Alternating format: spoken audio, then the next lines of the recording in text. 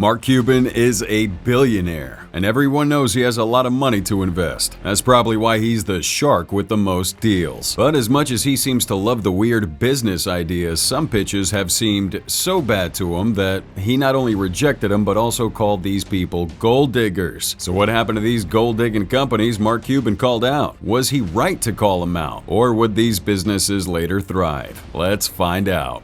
Next up is an easier way to get into the habit of a popular practice. Simple Habit is the name of the app that was pitched on the 9th season of Shark Tank. The free-to-download 5-minute meditation app is claimed to help people improve focus, reduce stress, and sleep better. Simple Habit was created by San Francisco native Yunha Kim with the aim of helping people attain mental wellness with the use of a very diverse range of qualified instructors as well as a personalized meditation setting. Now, this personalized setting can be used to meditate on various scenarios, be it a hectic workday, a hangout with your peeps, or even just a general need to de-stress. Simple Habit helped to clear the mind through the service of professional meditation coaches and teachers. Now, the app was founded and pitched in the tank by Kim, an entrepreneur previously an investment banker on Wall Street before founding her startup, named Locket, when she was just 23 years old. Kim, who's a graduate of Duke University, soon discovered that the life of an entrepreneur could be very mentally draining, and thus she would start practicing meditation to combat the stress. Meditation really helped her out a lot, and she wanted others to enjoy the benefits, so she began seeking a way to achieve that. This mindset brought the idea of creating the Simple Habit app, and she outrightly dropped out of Stanford University Graduate School of Business to launch the app. After launching the app in 2016 out of the tech startup accelerator Y Combinator, Kim and her team were able to raise over $2.5 million in investments from organizations like Foundation Capital, New Enterprise Associates, and others. Simple Habit also released updated versions of the app with a lot of new features to improve user experience. So it's fair to say the business was doing pretty well. But apparently, it wasn't good enough for Kim. So she came onto the tank for something more.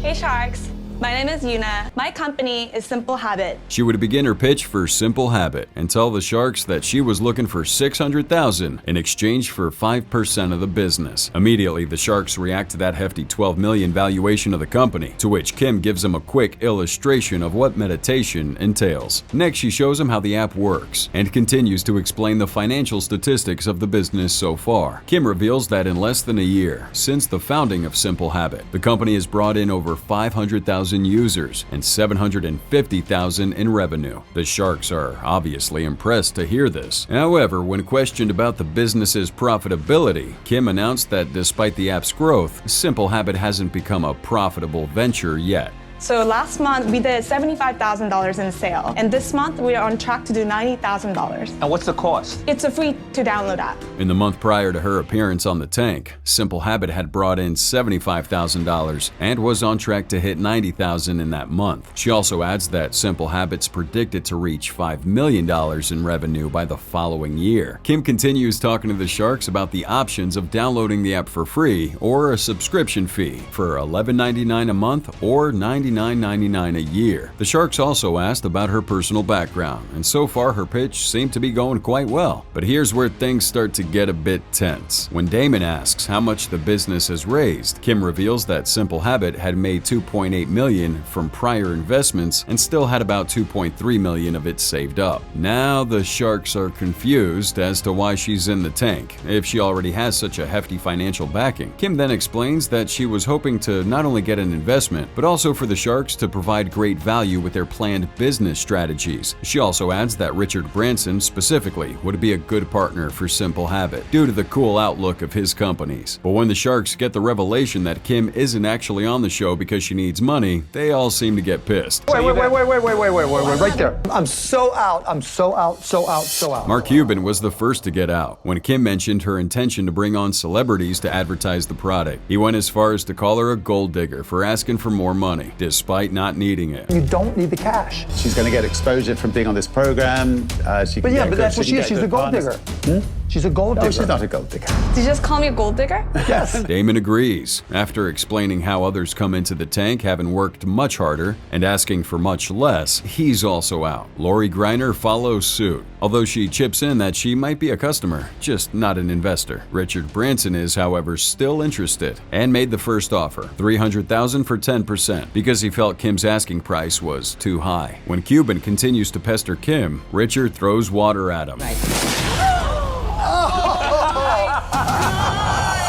Resulting in some chaos. When everything calms down, Robert makes the same offer as Richard and asks Kim to take him up on a combined deal. She refuses and counters with $600,000 for 6%. But Robert and Richard are only willing to go as high as $600,000 for 15%. She believes that's too much equity and declines the offer, leaving her to walk out of the tank empty-handed. After this unsuccessful pitch, however, Simple Habits saw massive growth, with a new 75,000 downloads on the night of the broadcast and 1 million downloads just a month after. Impressive, but it got even better. 3 years after that episode, her company had garnered over 7 million users and was able to offer premium features for free for all users as a result of the 2020 pandemic. However, in March 2023, Simple Habit was sold to the spiritual wellness market company Ingenio, but not before receiving a number of prestigious honors, including a 2018 Google Play Award for Best Well-Being App, and Kim being named as one of Forbes' 30 under 30 innovators in consumer tech. The app is still up and running, and the company has an estimated annual revenue of $34 million and a net worth of $20 million. Kim, on the other hand, has now developed another app called Sleep Rest, providing CBT therapy for insomnia in mobile space by partnering subscribers with a qualified coach. Sleep Rest now has over 8,000 active subscribers and is on track to hit $1.86 million in revenue. It's fair to say both the entrepreneur and the company are doing pretty well, despite not getting a Shark Tank deal. Now, what about this next company? Stick around to find out. My name is Bruce Gaither. This is Biscuit, and my company is No Fly Cone. No Fly Cone is the brainchild of Bruce Gaither and is a dome-shaped product designed to serve as a fly trap. It essentially works by placing the dome over fake dog poop, hence attracting the flies that end up getting stuck inside that dome as a result of a non-toxic glue substance. No Fly Cone, unlike other standard glue-based fly traps, doesn't use any toxic material and also leaves the critters' bodies out of sight. Pretty weird, right? Well, the inventor Bruce had grown up around horses and was a professional poker player for about 30 years before retiring to be a full-time dad. He began giving riding lessons as a professional horse trainer and had his office in the barn, which inspired the idea for No Fly Cone, always having to deal with them around your animal excrement. So after working on this design for No Fly Cone for 5 years, Bruce put it into stores, but it didn't get many sales due to the unique design of the product, which made it hard for people to recognize its use, hence the appearance on the tank. To get both awareness for his product and financial backing to increase production.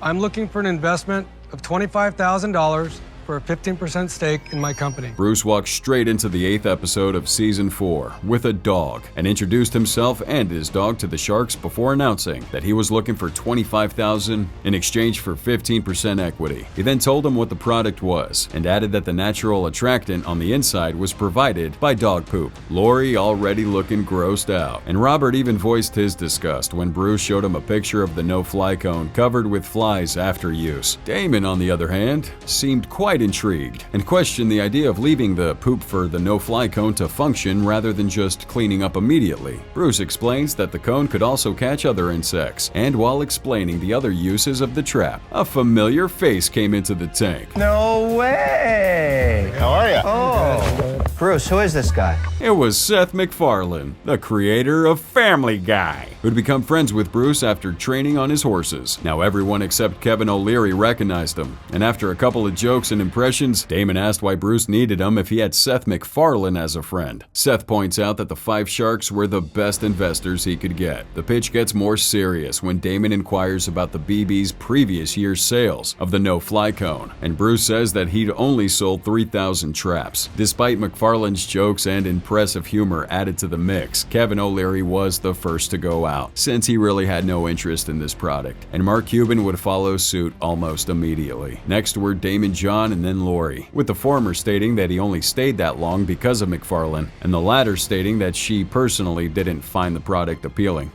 Bruce, I'm sorry, I'm going to be out. Soon after, Robert Herjavec would also pass on no-fly cone, and Bruce, his dog Biscuit, and Seth walked out of that tank without getting a deal. This didn't mean Bruce would give up on his dream, though, and after that episode in 2012, Bruce was able to find a distributor on Facebook and launched a website for the no-fly cone. The trap was made available in all Ace Hardware stores in the US and was sold in packs of 5 and 10 cones. Business probably didn't get off the ground, though, because the company's last social media update was on Facebook in April 2018. In the same month, the website was also inaccessible, and it appeared the servers were down. To date, the product hasn't been on the market, so it appears no-fly cone is a no longer functioning business. One worked out, the other didn't. Let's check out this last one. Hello, Sharks. My name is Chris Sheldon. And I'm Van Gould. Two entrepreneurs, Van Gould and Chris Sheldon, founded the unique device named No Phone. The device is a non-traditional smartphone that does nothing regarding actual phone functions, but is designed exactly with the physical resemblance of a phone. To clear your confusion, the No Phone is a fake phone designed to offer a technology-free alternative to constant hand-to-phone contact. It's made to control your impulses when you go to pick up your phone every time. Now, the founders, Van and Chris, recognized the growing societal problem of smartphone addiction and decided to provide a device with a similar appearance to a phone but lacking its functionality. One half of the duo, Van, is the creative artist with vast experience in advertising and design. Most of his work is based on humanitarian challenges or provoking logical discussions and reasoning. Chris Sheldon, Gould's co-founder, has more of an advertising background and shared this vision of eliminating societal problems like this, hence their collaboration on No Phone, encouraging a generation less dependent on constant digital connectivity. So after coming up with the idea, the duo tried to raise funds through a Kickstarter in 2014. Their thought-provoking pitch resonated with a surprisingly large number of people, and they were able to raise enough funds to begin production. Before getting on the tank, Gould and Sheldon were able to sell about 3,100 units of the No Phone. There's a huge problem in the world right now, and it's called phone addiction. The two entrepreneurs make their way onto the tank with a catchy approach, looking completely focused on their phones. They went as far as to not even look up when they introduced themselves to the Sharks, announcing that they were hoping to get an investment of $25,000 in exchange for 15% equity in No Phone. It was after this that they looked up, and Sheldon announced that the world was facing the problem of phone addiction. The two would bring out statistics of phone usage in the US before showing the Sharks a picture of themselves all looking down at their phones to drive home their point. Next, they revealed the No Phone to Lori Greiner and Mark Cuban's confusion. Sheldon then explained the device's design and supposed purpose to the Sharks' amusement. They would hand out samples to the Sharks, including a special selfie upgrade that was basically just a mirror. So how many have you sold? We've sold over 3,100 since we started in November of last year. Lori seemed very amused, asking about sales, but Kevin here wasn't having any of it. He seemed pissed, asking if the two were serious, to which they announced that they had made $42,000 in sales since they started. Robert Herjavec was impressed, and the founders of No Phone revealed the retail value of $12 for a regular No Phone with no frills, and $18 for a new phone with a selfie upgrade, which is a long way from the production cost of $295 per unit. At this point, Kevin stated that while the idea was cute, he believed it had no value. Damon asked what gift shops the entrepreneurs had tried selling their product in, to which Vance stated that they hadn't tried any, and that they were both not real salespeople. I'm serious when I ask you this, and I'm really not joking. Right.